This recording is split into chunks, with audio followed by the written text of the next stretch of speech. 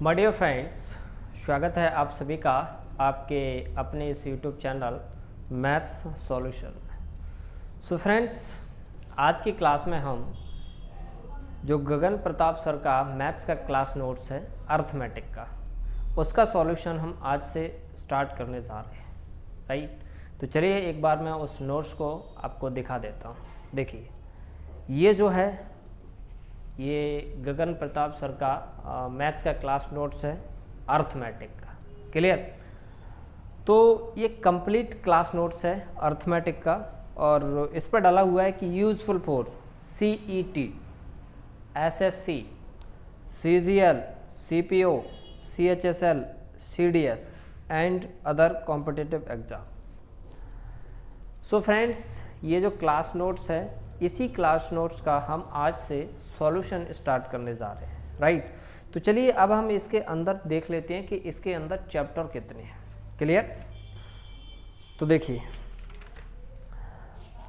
तो अगर इसके अंदर चैप्टर की मैं बात करूं तो टोटल 24 चैप्टर है। क्लियर?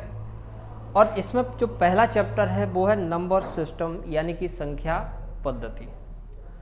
राइट, और इसमें टोटल क्वेश्चन है 252। अब सोचिए फ्रेंड्स, अगर आप नंबर सिस्टम के 252 क्वेश्चन कर लेते हो तो मुझे नहीं लगता कि आपको नंबर सिस्टम में कोई भी समस्या आ सकती है। क्लियर? इस क्लास नोट्स की सबसे अच्छी बात यह है फ्रेंड्स कि इसमें कंसेप्ट दे रखे हैं, concept plus practice question plus previous question.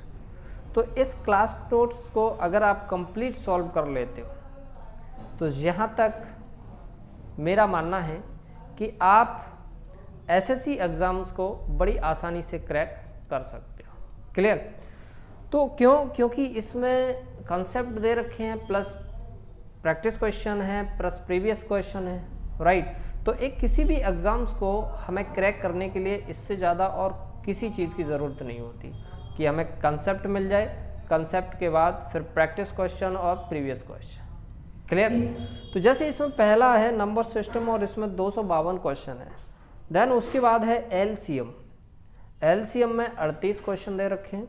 उसके बाद है HCF, इसमें 49 क्वेश्चन दे रखे हैं। इसके बाद है कैलकुलेशन एंड सिंप्लीफिकेशन, गणना और सरलीकरण। राइट, तो इसमें 124 क्वेश्चन दे रखे हैं। उसके बाद आता है सर्ट्स एंड इंडेसेस यानी कि घातांक और करणी, इसमें 153 क्वेश्चन है टोटल। राइट, सो फ्रेंड्स, हम सबसे पहले घातांक और करणी से इसका जो सॉल्यूशन है वो स्टार्ट करने जा रहे हैं। क्लियर? और घातांक और करणी में अगर मैं बात करूं तो टोटल 153 क्वेश्चन है। क्लियर? तो आज से हम इस क्लास नोट्स का सॉल्यूशन स्टार्ट करने जा रहे हैं। और फ्रेंड्स, अगर मैं आपको बता दूं कि इस क्लास नोट्स का मैं कंप्लीट सॉल्व कर रहा हूँ। ऐसा नहीं है कि कहीं कोई चीज़ बीच में छोड़ दी, एक चैप्टर कराया देन उसके बाद छोड़ दिया, 2 चैप्टर कराए इसके बाद छोड़ दिया, ऐसा बिल्कुल नहीं होगा। मैं पूरी कंटिन्यूटी के साथ इस क्लास नोट्स को कंप्लीट सॉल्व कर पाऊँगा। राइट, तो अगर आप इस क्लास नोट्स को खुद से सॉल्व नहीं कर पा रहे हैं तो आप वीडियो के माध्यम से इस क्लास नोट्स को बड़ी आसानी से सॉल्व कर सकते हो। क्लियर? तो चलिए हम स्टार्ट करते हैं सर्ट्स इंडेसेस यानी कि घातांक और करणी। तो सबसे पहले आज की इस क्लास में आपको कंसेप्ट बताऊंगा, देन उसके बाद फिर हम इसके क्वेश्चन प्रैक्टिस करेंगे। क्लियर दोस्तों? तो चलिए चलते हैं अपन कंसेप्ट की तरफ। देखिए ध्यान से, सबसे पहले अगर मैं बात करूं इसमें जो डाला हुआ है वो क्या हुआ है, लॉ ऑफ इंडेसेस। सबसे पहले पॉइंट की अगर मैं बात करूं तो लॉ ऑफ इंडेसेस, ठीक है, लॉ ऑफ इंडेसेस, ठीक है, लॉ ऑफ इंडेसेस। और इसमें सबसे पहला पॉइंट है, आप ध्यान से देखिएगा। सबसे पहला पॉइंट देखो, सबसे जो पहला पॉइंट है वो मैं आपको बता देता हूँ, A इंटू A और इसी प्रकार ये चलता जा रहा है और ये कितनी बार है, n टाइम्स। ठीक है, अब एक चीज़ समझो आप ध्यान से, जैसे अगर मैं यहाँ पर कोई चीज़ लिख देता हूँ, जैसे अगर मैंने ए लिख दिया, और इंटू ए लिख दिया, है ना। अच्छे से समझिएगा, जैसे मैंने ए लिख दिया और यहाँ पर ए लिख दिया, तो देखो यहाँ पर ये 1 है और ये 1 है, तो क्या होता है ए की घात कितनी हो जाती है 2। इसका मतलब ए कितनी बार है 2 बार, समझना ध्यान से। अगर यहाँ पे ऐसे लिख दूँ मैं ए इंटू ए कितनी बार है 3 बार। अगर मैं यहाँ पे ऐसे लिख दूँ ए इंटू ए तो ए कितनी बार है 4 बार। तो इसी प्रकार ए जो है वो कितनी बार है 2 बार, तो हमने 2 लिख दिया ऊपर, 3 बार है तो हमने 3 लिख दिया, ए 4 बार है तो यहाँ पे 4 लिख दिया। लेकिन यहाँ पर ए इंटू ए कितनी बार है n बार है। अब a इंटू ए n बार है तो हम क्या लिख देंगे a की पावर n, राइट। तो ये चीज़ आपको समझ आई होगी, ऐसी मैं उम्मीद करता हूँ आपसे। नेक्स्ट इसका जो कॉन्सेप्ट है वो ये है दूसरे नंबर का। दूसरे नंबर का वो ये है कि a की घात m दे रखी है, a की घात n दे रखी है, a की घात p दे रखी है। अब एक चीज़ समझिएगा ध्यान से, वो ये है कि ये जो चीज़ है मैं आपको बता देता हूँ। जैसे अगर यहाँ पर a की घात m रखी हुई है तो ये जो चीज़ रहती है इसको हम घात बोलते हैं, और ये जो चीज़ रहती है इसको हम आधार बोलते हैं। अगर इंग्लिश में बात करें तो इसको हम पावर बोलेंगे, और इंग्लिश में इसको अगर हम बात करें तो बेस बोलें, ठीक है। तो ये जो चीज़ है वो क्या है हमारा आधार, इंग्लिश में इसको क्या बोलते हैं हम बेस बोलते हैं। और ये जो चीज़ है वो क्या है m, इसको हम क्या बोलते हैं पावर। तो एक चीज़ आप समझिएगा कि अगर बेस हमारा समान दे रखा है, ठीक है, अगर बेस हमारा समान दे रखा है तो घातें आपस में जुड़ जाती हैं। बेस समान है a लिखो, उसके बाद घातें जुड़ जाएंगी m plus P m n p, है ना। तो घातें क्या हो जाएंगी जुड़ जाएंगी m plus n plus p, ठीक है। अगर घात समान दे रखी होती है, सॉरी बेस अगर समान होता है तो घातें आपस में क्या होती हैं जुड़ जाती हैं, राइट। अब देखिए, है ना, इस चीज़ को तो आप जानते ही हैं, तो इसको मैं रफ कर देता हूँ। अगला जो कॉन्सेप्ट है तीसरे नंबर का, तीसरे नंबर का वो ये है, आप ध्यान से देखो। तीसरे नंबर का जो कॉन्सेप्ट है वो ये है a की पावर m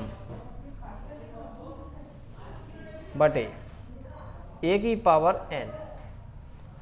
तो अगर इस प्रकार का कोई भी चीज़ दे रखी है, देखो यहाँ पर भी बेस सेम दे रखा है, तो ऐसे में क्या होता है हमारे पास, देखो a की घात क्या होती है m माइनस n, ठीक है। अब एक चीज़ ध्यान रखिएगा, यहाँ पर कंडीशन हमारी रहेगी m ग्रेटर देन n की, देन उसके बाद अगर यही चीज़ ऐसे आ जाती है अपॉन में, तो ये हो जाएगा a n माइनस m। यहाँ पर कंडीशन रहेगी n ग्रेटर देन m, ठीक है। अब इस चीज़ को आप अच्छे से समझो कि ये जो घात है वो ऊपर जाती है, तो ऊपर वाली घात में से नीचे वाली घात घट जाती है। बेस अगर सेम हो तो एक ही बेस लिया जाता है, क्लियर। जैसे अगर मैं बात करूं, जैसे 4 पे घात 5 है और यहाँ पे 4 पे घात 3 है, तो क्या हो जाएगा 4 बेस सेम है, तो क्या हो जाएगा 4 पे घात 5 में से 3 घटा दो, तो 5 माइनस 3 यानी कितना हो जाएगा 4 पे घात 2। और वैसे भी 4 पे घात 2 बचेगा, देखो 3 घात से 2, 3 से 3 कट जाएगी, कितनी बचेगी 2 बच जाएगी, ठीक है। तो इसमें इस प्रकार का जो रूल्स है वो फॉलो होता है, डन। अब आगे चलो, आगे का जो कॉन्सेप्ट है यानी कि चौथे नंबर का जो कॉन्सेप्ट है अपना वो ये है कि a पे घात m है और उस पे घात कितना है n, ठीक है। अब ये देखो, अगर ये कॉन्सेप्ट हमें दे रखा है तो a पे घात m और उसकी पावर n है, तो इसमें क्या होता है देखो m इंटू n हो सकता है, a पे घात m इंटू n हो सकता है, देन n इंटू m हो सकता है। बात एक ही है, कोई भी है, चाहे 4 का 5 में गुणा कर लो तो भी वही संख्या आएगी, और चाहे 5 का 4 में कर लो तो भी वही संख्या आएगी, ठीक है। तो इससे कोई इफेक्ट नहीं पड़ता है। इसके बाद इसका जो अगला कॉन्सेप्ट है वो अगला कॉन्सेप्ट ये है, ठीक है। अगला जो कॉन्सेप्ट है वो ये है, जैसे a है, a b और c और उसकी घात n है, तो ये जो घात है वो सब पे अलग अलग लग जाएगी, a की घात n, b की घात n और c की घात n, ठीक है। a की घात n और a की घात n, b की घात n और c की घात n, ठीक है। नेक्स्ट 7, अगर मैं इसकी बात करूं, सॉरी 6, अगर मैं इसकी बात करूं जैसे a अपॉन b है और a अपॉन b की घात कितनी है, n है, तो यहाँ पे a और b क्या है, अलग अलग है, और जब a और b अलग अलग होते हैं तो a पे घात अलग लगेगी, a पे घात n हो जाएगा और b पे घात n हो जाएगा, राइट। तो a पे घात क्या हो गया, n, और b पे घात क्या हो गया, n, राइट। सो फ्रेंड्स, ये 6 कॉन्सेप्ट मैं बता चुका हूँ, राइट। तो चलिए अब हम चलते हैं कॉन्सेप्ट नंबर 7 की तरफ, राइट। तो आप इस कंसेप्ट को नोट कीजिए, देन उसके बाद हम कंसेप्ट नंबर 7 की तरफ चलते हैं। चलिए दोस्तों, अब हम कंसेप्ट नंबर 7 की तरफ चलते हैं। देखो कंसेप्ट नंबर 7 क्या है कि अगर a की पावर p बटे q है, ठीक है, तो यहाँ पर देखो, यहाँ पर क्या क्या हो सकता है, a 1 अपॉन q, और ये इधर हो सकता है यहाँ पर p, ठीक है, बराबर, या फिर a की पावर p इधर हो सकता है और 1 अपॉन q, ठीक है। तो इससे ऐसी कोई चीज़ नहीं है जो कि आप ये चीज़ें तो जानते हो, राइट। तो देखिए जैसे कि इसको हमें से ये बेस a हो गया, ये 1 अपॉन q हो गया और ये p हो गया, और अगर p पावर ले लेंगे तो ये 1 अपॉन q हो जाएगा, राइट। अब हम चलते हैं कॉन्सेप्ट नंबर 8 की तरफ। 8 क्या है, अगर a की पावर m दे रखा है और a की पावर n दे रखा है, तो चीज़ ध्यान रखना, अगर बेस सेम है तो घात आपस में कैसी होती हैं, बराबर। तो क्या हो जाएगा, m बराबर, ठीक है। कॉन्सेप्ट नंबर 9 में क्या होता है, a की पावर m है और यहाँ पर b की पावर m है, तब ठीक है, अगर घात बराबर है तो बेस कैसे होते हैं, सेम होते हैं, ठीक है। 10, देखिए अगर a की पावर 0 दे रखा है, कोई भी संख्या हो उसकी पावर अगर 0 है तो उसका मान कितना होता है, 1 होता है। ये छोटी छोटी चीज़ें हैं, अगर a की पावर -1 है तो इसका मतलब क्या हो जाएगा, 1 अपॉन a हो जाएगा, ठीक है। 12, अगर a की पावर -n है तो इसका मतलब क्या हो जाएगा, 1 अपॉन a की पावर n। जैसे ये नीचे आएगा तो पॉजिटिव हो जाता है, ठीक है। जैसे अगर हम 12 हो गया ना, 13 की अगर मैं बात करूं, जैसे a अपॉन b की पावर m दे रखा है, ठीक है। तो अगर हम इनको पलट देते हैं, जैसे b अपॉन a कर देते हैं, तो घात जो है वो कैसी हो जाती है, माइनस की, ठीक है। 14, अगर -1 की पावर n है, समझना ध्यान से, -1 की पावर n, यहाँ पर 2 कंडीशन बनती है। ये +1 कब आएगा, ये +1 कब आएगा, जब n कैसा हो, इवन, n कैसा होना चाहिए, इवन होना चाहिए। ये -1 कब आएगा, जब n कैसा हो, ऑड, क्लियर। सो फ्रेंड्स, ये थे हमारे शॉर्ट्स इंडिसेस के कंसेप्ट, क्लियर। तो आज की क्लास में हम इतना ही कंप्लीट करते हैं, यानी कि ओनली सिर्फ और सिर्फ कंसेप्ट। सो फ्रेंड्स, वीडियो के नीचे कमेंट करके मुझे ज़रूर बताइएगा कि आपको कैसा लगा, अगर मैंने इस बुक का सॉल्यूशन स्टार्ट कर दिया है तो, राइट। क्या मुझे इसको कंटिन्यू आगे रखना चाहिए या फिर कंटिन्यू नहीं रखना चाहिए, क्लियर। तो आप मुझे वीडियो के नीचे कमेंट करके ज़रूर बताएं, क्लियर। तो मिलते हैं जल्द ही नेक्स्ट वीडियो में, तो क्वेश्चंस के साथ, clear. So friends, next video में हम शॉर्ट्स इंडिसेस के क्वेश्चंस सॉल्व करेंगे, राइट।